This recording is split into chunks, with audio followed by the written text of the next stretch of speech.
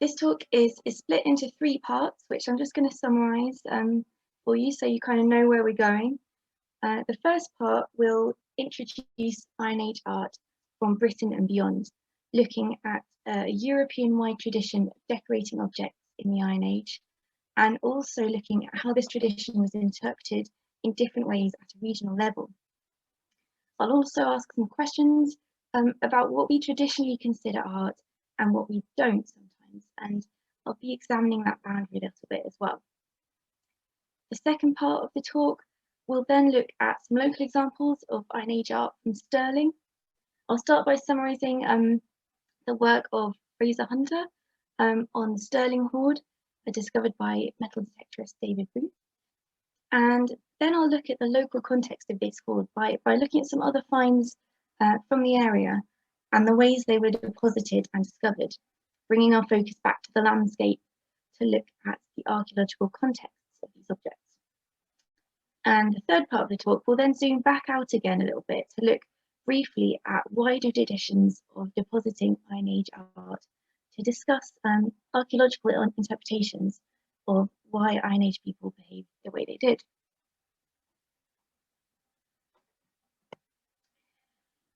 Art is difficult to define in any cultural context. In the context of our modern Western society, the word art can relate to the production and consumption of a varied of visual, oral, written or haptic media. It can relate to the skilled practice of a technique or to the ascription of value to works by the art world. Art is a slippery and changeable category, and archaeologists have invested a lot of effort into the definition and study of past art. The materials from prehistoric Europe traditionally discussed as art include the lifelike renderings of animals seen in Upper Paleolithic cave art to stylized anthropomorphic images found on late Neolithic statue menhirs and the decorative patterns found on portable objects, for example. By designating prehistoric objects and images as art, archaeologists acknowledge that they held power or agency in the communities that made and used them. But we're now trying to ask deeper questions about prehistoric art as well. Rather than asking what did it mean, we're now also asking what it did and what the effects of decorated objects were on those who made and handled them. So time to orientate ourselves in time and space for today. We're talking broadly about Middle to Late Iron Age Europe. The Iron Age starts and ends at different times in different places across Europe, and I won't go into detail about how the exact dates vary, but we're talking very broadly about the later part of the first millennium BC and the beginning of the first millennium AD. Throughout southern Britain, we think of the Iron Age as ending when the Romans colonised Britain during the second half of the 1st century AD. But in the parts of Scotland that Romans didn't reach, we have the Long Iron Age, which carries on through all the way until the early historic period. The archaeological finds that have traditionally been thought of as art in Iron Age Europe form a very diverse group of objects, including things like decorated weaponry, personal ornaments, horse gear, and varied fittings as well.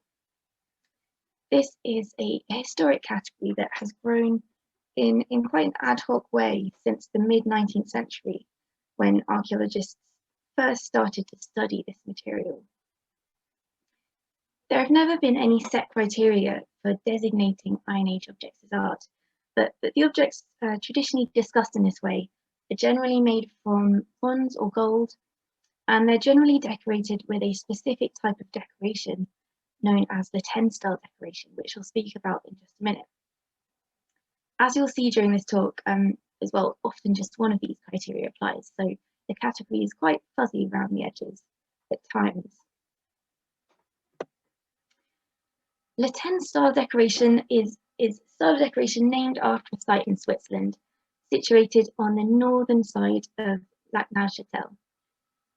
A drop in the water level of the lake in 1857 led to the discovery of the discovery that a large quantity of metalwork had been deposited in the lake during the Iron Age. The decoration seen on these objects led to the naming of this style of decoration, latten, this being its type site. And soon lots of examples of similar types of decoration were recognised across Europe.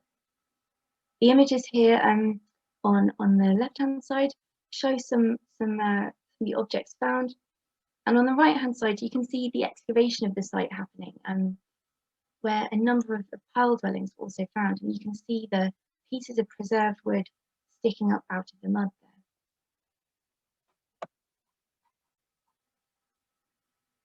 So what were the hallmarks of this style of decoration, the latten style?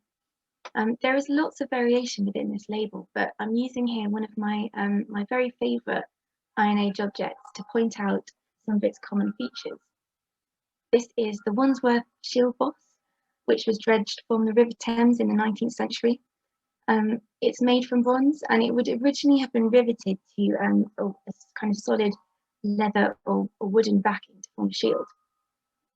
So first of all, we have curving, sinuous lines and asymmetrical patterns, sometimes deliberately designed to trick the eye. And several archaeologists have written about the enchanting nature of this type of decoration, which draws the eye in quite a powerful way. The sinuous nature of this style perhaps is best demonstrated by the illustration that you can see on the left-hand side of the page. And this is the kind of engraved decoration from the central boss of the fitting that you can see in the middle. But I think it's really important to remember that patterns like this were found on 3D objects. And when we remove them and look at them on a page, the effects are very different. With some objects decorated in this way, the 3D nature of their patterns mean that they kind of seem to shift in the light when you turn them around as well. So it adds a kind of a movement to the designs, which is really sometimes very effective. Human and animal imagery are also important features in this style of decoration, as well as sort of fantastical animals and ambiguous hybrid creatures. You might be able to make out two birds, thought to be water birds, sort of dancing around one another on the image at the right-hand side of the slide. Here I'm just comparing that Wandsworth shield boss from the Thames in London to a really beautiful pin from Moor Hill Fort on Moncrief Hill in Perth, which was found quite recently during community excavations by AOC and Perth and Kinross Heritage Trust, excavations funded by the Heritage Lottery Fund. They were part of Perth and Kinross Heritage Trust's Hill Forts of the Tay project within the Tay Landscape Partnership. And you might be able to see similarities between the two birds' heads on the shield boss and the curving bird's head that forms the ring-shaped head of the pin. But whilst you can see those similarities, there are also differences there in the way these two styles are kind of designed and executed, showing how this similar swirly style featuring animals was interpreted quite differently in different places. The types of objects that decorated in this style are often, I think, undeniably beautiful. I think that sometimes archaeologists have been so dazzled by the exquisite design and craft skills employed in the making of these objects that we forget that most of these objects weren't made just to be looked at. These designs appeared on objects that were both useful and well used. As I said earlier, objects decorated with latten designs included things like weaponry, tankard handles, fastenings for clothing. One of my Iron Age art heroes is Cyril Fox, who was Keeper of Archaeology at the National Museum of Wales from 1926 to 1948, and he wrote several books about Iron Age art. Fox made some important points about how art in the Iron Age wasn't like fine art as we think of it today, but it was also well designed to be useful as well. When we examine decorated Iron Age metalwork, we often see signs that these objects had long lives and were very well used. I put some images up here from my own research. And these show chariot fittings from East Yorkshire. And each of these images shows where the fittings have been worn, either through contact with like wooden parts of the chariot or other materials during use. So that shows that they had good long use lives. Again, these images are from my own research, and they show repairs to sword scabbards, again from East Yorkshire, showing that these decorated bronze scabbards hadn't been made for ceremonial purposes, but had definitely seen some action, and then they've been repaired to prolong their useful lives after that point of kind of breakage. Cauldrons, which are sometimes decorated, are also a type of Iron Age object that we frequently find to have been used and repaired again and again over quite long periods of time. And for anyone who's interested in Iron Age cauldrons, I recommend having a look at the work of Jodie Joy on these objects, which is really, really fascinating. And this object is a pretty unique object from Dumfries and Galloway. This is the Tor's pony cap, which is held in the collections of National Museum of Scotland. It is a very fancy decorative hat for a horse, as you can see in the drawing here. And I really love this object because it's been, during its life, altered and repaired over time. And the little patches added to it, decorated it, very decorative in themselves, which I think is really lovely.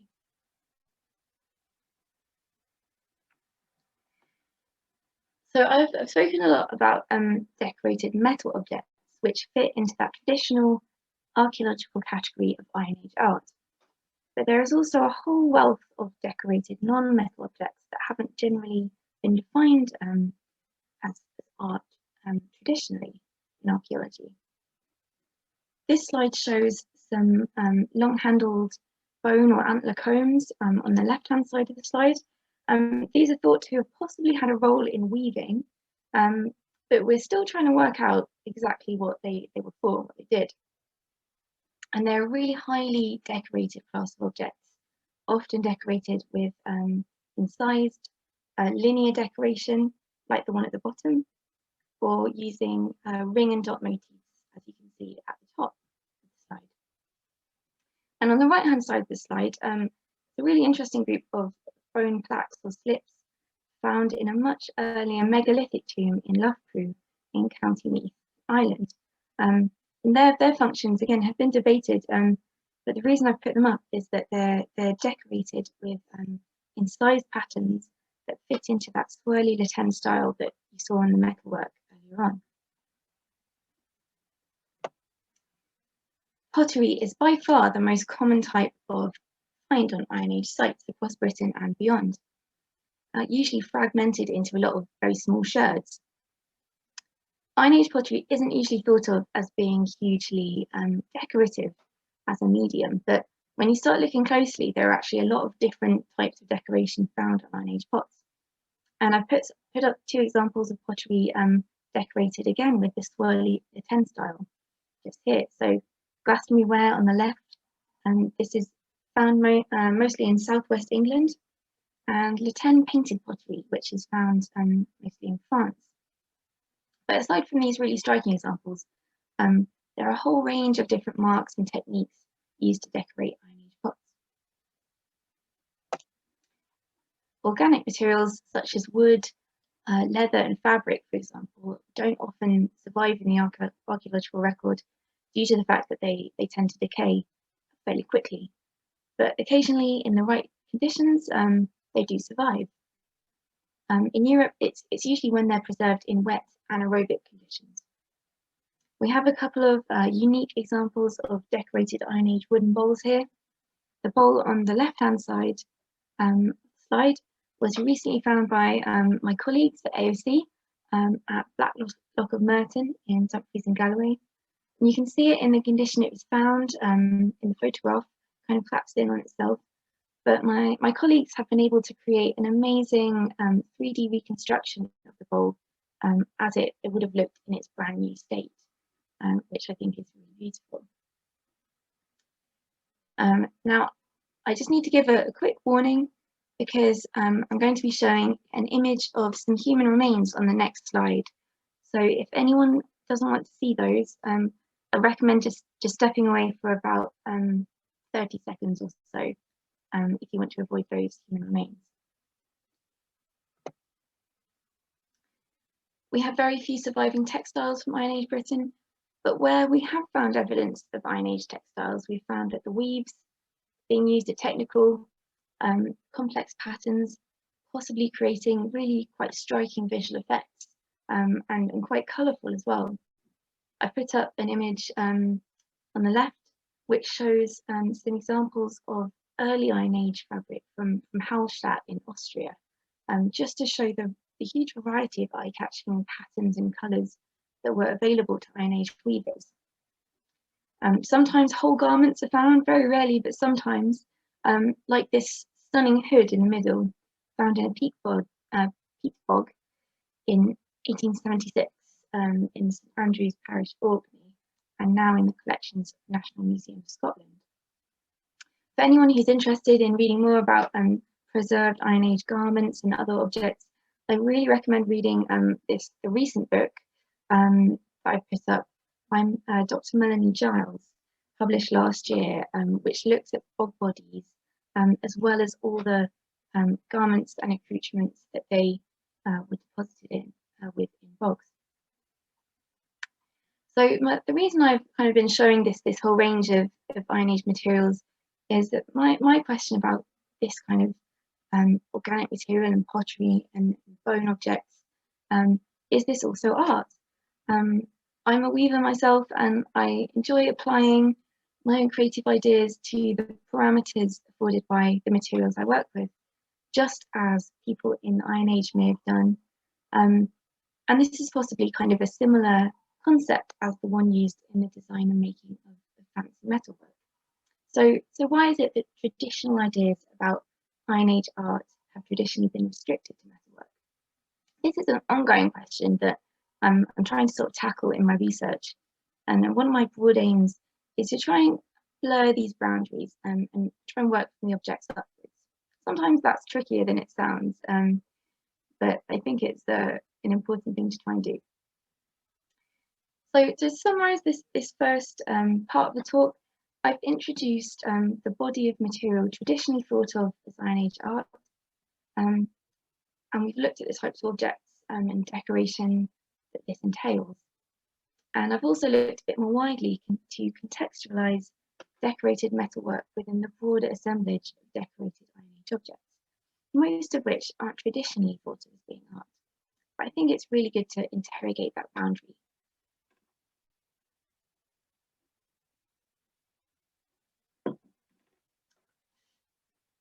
So, now that I've introduced some different types of Iron Age art that archaeologists have available to us, I'm now going to focus in on some local examples from Stirling. We'll look at the finds themselves, but we'll also focus on the places they were found within the landscape and the ways and reasons they ended up in these particular places. So I will start off by looking at what has to be Stirling's most famous Iron Age find, possibly archaeological find, the Sterling Horde, also sometimes known as the Blair Drummond Hoard, which comprises a deliberately deposited group of 4 gold torques or neck rings. It's very important for me to say that the work done on this find was not done by me, but was done by Fraser Hunter, the curator of prehistoric and Roman archaeology at National Museum of Scotland. And I'll be referring to the work of Fraser and his colleagues quite frequently during this part of the talk. The discovery of the Sterling Horde is quite an extraordinary story. It was discovered by a metal detectorist named David Booth during David's very first metal detecting outing. David took 7 steps from where his car was parked when his metal detector bleeped. And as he dug down, he saw not the old tin can he'd expected, but gold instead. I'm not a metal detectorist, but I think I can say this is a very unusual story, and the find is obviously once in a lifetime kind of find. And because David went through all the proper due process by promptly contacting the Treasure Trove Unit, this meant that the hoard could be conserved and studied, and importantly, it meant that its contents could be investigated, which, as I'll come to later, has been really, really useful and important. Because this hoard was designated as treasure, it was then acquired by National Museums in Scotland under Scottish treasure trove legislation. There's a wonderful interview with David that you can find on the NMS website if you want to hear more about its find. And I will just say to anyone who's considering going out metal detecting, please just do be aware of the laws and guidance in the area you're working in. The laws and guidance do differ depending whether you're in England, Wales, or in Scotland. Because this particular find is treasure, it went through a specific process, but there were also mechanisms for reporting non-treasure finds. And I urge you to do so, as every find you report will contribute to our understandings of the past and could even completely change our ideas forever. So first of all, before we go any further, I just want to quickly sort of define talks and have a quick look at talks. Talks are neck rings, and they can be seen in lots of depictions of Iron Age people, both ancient and modern, both being worn and sometimes being held in hands as well. The statue of the Dying Gaul, which is the marble statue you can see on the side, is a very famous depiction of an Iron Age person wearing a torque, which shows us how torques were worn. But this statue was actually made by the Romans. It's actually a Roman copy of a bronze Greek statue, which has since been lost. So it's very much a depiction of the Gaul, someone living in modern France, by people from another culture who were invading Gaul at the time. So we do have to look at it as sort of propaganda. Having said that, Iron Age people also included talks in their own depictions of people, showing that the statue of the Dying Gaul was in some way based on genuine sort of Iron Age practices. Talks have been found across Britain, Ireland, and in France, with a few further to the east, and a concentration in the northwest corner of Spain as well. And for anyone who's interested in reading more about talks, I recommend having a Google and looking up the Big Book of Talks, which is a website created by Tessa Mackling and Roland Williamson, who are archaeologists who are kind of studying talks at the moment, and they're publishing a lot of their work there. So I really recommend having a look at that. So back to the Sterling Horde. The talks in the Sterling Horde consist of 2 ribbon talks, which have the appearance of twisted ribbons of gold, although these were actually made in a different way using a metalworking technique called anti-plastic raising, which is kind of a hammering technique where you stretch the edges of the metal to create this effect. Ribbon talks are a typical style of Scotland and Ireland, with a small group of Middle Bronze Age examples, but with most of them dating to the Middle Iron Age, like these ones do. 2 broken pieces, broken in antiquity, form half of a hollow tubular torque with very detailed and ornate decoration. This type of decoration is usually seen on torques, collars and bracelets from southwestern France, although other examples are known from Croatia and Ireland, showing that this was a style that travelled over long distances. And you can see on the screen, circled in red, that's the broken pieces from the Sterling Horde. And then on the other side of the slide is one of the French examples of this type of torque. So you can see the similarities there. The work of Fraser Hunter and his colleagues at NMS has looked at the alloy composition of some of these types of torque to show that the Scottish and Irish examples were made from alloys typical of British and Irish gold. So although they were very much, very clearly inspired by the French tubular torques, they were made more locally, perhaps they were made by a travelling craftsperson or by someone who'd seen an original French example and wanted a copy or something inspired by that style. Or perhaps the maker was even inspired by one of the kind of original French examples brought into Northern Britain or Ireland. So this talk in the Horde really starts to show just how connected Iron Age Europe was. The fourth talk of the Sterling Horde is a unique example, fusing together British design and Mediterranean technology. The ring forms of the terminals are something seen in British talks, but the techniques, the kind of metalworking techniques seen on this talk, you've got filigree, granulation, and chain making. These are techniques most commonly seen in the Mediterranean world at this time. So again, this fusion hybrid talk really speaks about the way that ideas were able to travel across Europe in the Iron Age. In terms of the overall date of the Horde, it's likely to have been deposited in a single episode, probably at some point between 250 BC and 1 BC. But as Fraser has written, it's very possible that the group was collected over quite a long period of time before we got to that point, before it's deposited. So as Fraser has written, the Sterling Horde represents a really stunning mixture of local and imported styles and technologies, really highlighting the extent to which both people and ideas travelled in the Iron Age. And this is an idea seen in other Iron Age hordes sometimes, which I think is really interesting. We can use to consider what hordes and hoarding were actually for. But that's the topic for a whole nother lecture, I think. So let's move on. The Sterling Horde isn't the only find of Iron Age decorated metalwork recovered from the area of Blair Drummond. This armlet was found by Mr. Thomas McCormack, found in peat during forestry work a few kilometres north of Blair Drummond, in an area where several prehistoric homesteads and hut circles are known. Again, Fraser Hunt has written about this find.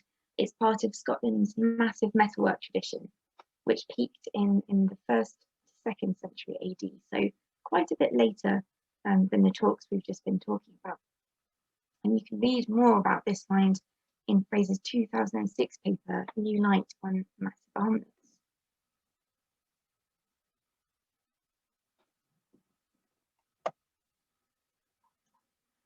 Moving slightly to the southeast, to the area of Blair Drummond or Kincardine Moss, this Iron Age cauldron, dating to the 5th or 6th century BC, was found again in peat, and the peat of Blair Drummond Moss in 1786 during the clearing and drainage of this big wetland area, converting it into agricultural land.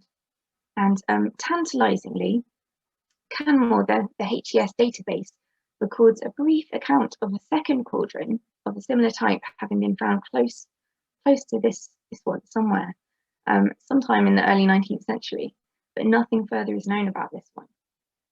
So really tantalising evidence that there might have been more than we know.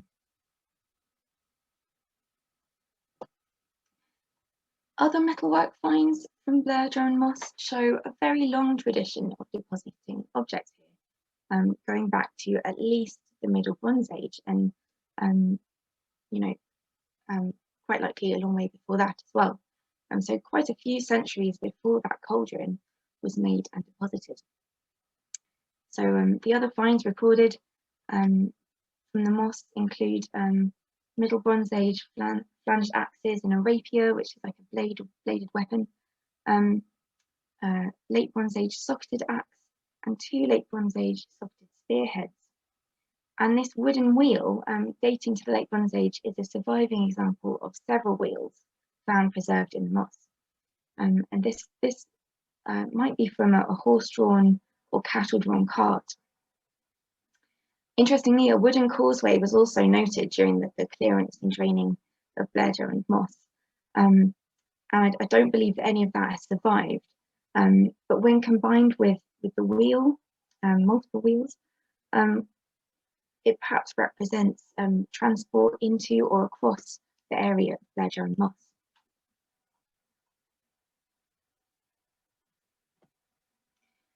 All the finds from Stirling I've spoken about have something in common other than their geographical area, which is their association with peat deposits. As I said earlier, NMS was able to excavate the find spot of the Sterling Horde, which was just an amazing opportunity. And they found that it had been buried within a pit within the remains of a circular timber structure. And Fraser Hunter has written that this structure may have functioned as a shrine rather than as a domestic roundhouse, due to the fact that the domestic rubbish we'd expect to find within a house simply wasn't there at all. Well-preserved peat deposits lay just adjacent to the building, and Fraser has written that the association with this damp or watery environment may have been a very important aspect of this building's location, and that of the hoard inside it. The other finds from the local area that I've mentioned all come from peat deposits and are interpreted as deliberate deposits, most from within the former wetland environment of Blair Drummond Moss. I think that when we're talking about Iron Age art and the way that the decorated objects were used, the acts of deposition of these objects formed important parts of their functions in society. These objects were deliberately, sometimes accidentally, deposited in a lot of different ways. But I want to talk a bit about the deliberate deposition of objects in wet environments in the Iron Age during the last part of this talk. Blair Drummond or Kincardine moss was cleared and drained for agriculture, beginning in the 18th century. And you can see on the left-hand side of the slide there, you can see a map which shows that process of clearing as it's happening. But of course, previously to this, it was part of a huge area of bog. Flanders moss, located to the east, to the west, has been conserved as wetland, and this perhaps tells us a little bit about what Blair Drummond moss might have been like today if clearance and drainage hadn't happened. Peat began forming in this area around 6,500 years ago, and we can use environmental proxies to provide information on what the wider environment might have been like in the past. The archaeologist Mari Davis, in her PhD thesis, combined different types of environmental data to look at what the climate and environment were like in Perthshire and Stirlingshire in later prehistory. So she's looked at changing sea levels in the areas of the Forth and Tay valleys and firths to suggest that during later prehistory, sea levels may have been up to 6 meters higher than they are today, meaning that estuarine environments would have extended further inland. She's also looked at pollen evidence from Perthshire and Stirlingshire to show climatic deterioration, going from warmer and drier to cooler and wetter, starting in the late Bronze or early Iron Age. This is a change that's also reflected elsewhere in Europe. Extensive forest clearance in the later 1st millennium BC or the early 1st millennium AD is also evident. This might have been done as a way of getting timber, and in some localities perhaps to make way for arable agriculture or grazing. So we can start to build up an idea of what the gradually shifting landscape and conditions around Blair Drummond Moss might have been like in the Iron Age. And we can perhaps start to picture people travelling into the wetland environment, perhaps using wooden causeways, like the sections I described earlier, discovered during the clearance of the moss. So travelling on these causeways and making deliberate deposits of metalwork in the wetland environment. The phenomenon of people deliberately depositing metalwork and other objects in wetlands, lakes and rivers is something seen across Europe during the Iron Age. And as we saw at Blair Drummond Moss, it's a very old tradition, going back through the Bronze Age and even into the Neolithic period. I already mentioned the site of Le Ten in Switzerland, but I've got just a few more examples of famous sites of watery deposition from Britain, just so we can look at the sort of diversity of different practices happening in different places. In Lincolnshire, the famous Witham Shield was dredged from the River Witham in the 19th century, and it is now in the collections of the British Museum. But much later, towards the end of the 20th century, fairly nearby, a wooden causeway was discovered on the banks of the river, which in the Iron Age would have been a much wetter environment than it is today. Just upstream of the causeway, a large number of different types of objects were found to have been thrown or placed into the river, with the site in use over a very long period of time. The tree ring dating shows that the causeway was constructed and rebuilt from at least 456 to 321 BC, and it's thought that the wider area was a focus for activity from the Bronze Age onwards.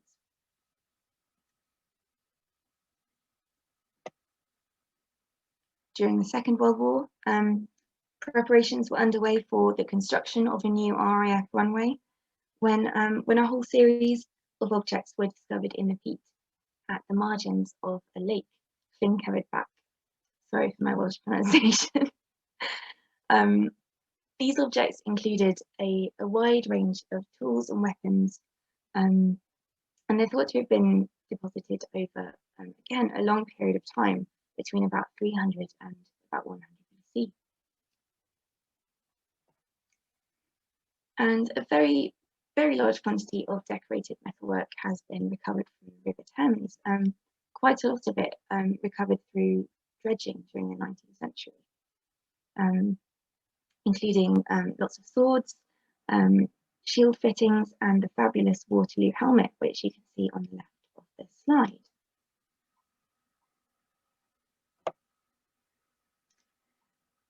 This tradition of watery deposition is something that stretches right across Europe. So what we can see, just as with the designs of decorated Iron Age objects, we can see the localized interpretation of a much broader tradition in these individual sites that I've just mentioned. And I think it's important to keep in mind that local and regional scale really matters. This type of tradition was not singular, but full of variation.